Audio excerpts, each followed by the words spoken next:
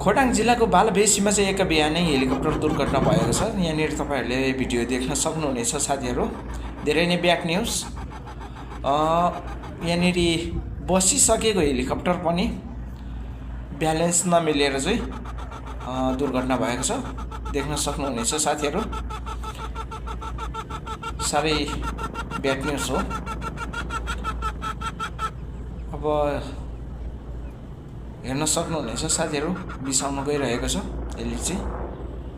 अन्तिममा गएर चाहिँ मजाले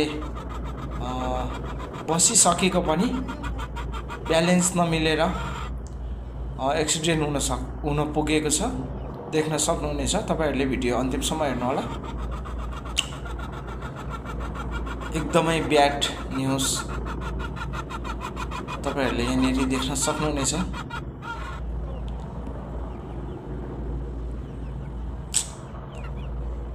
धेरै नै ब्याड न्युज हो। बसिसकेको पनि हेलिकप्टर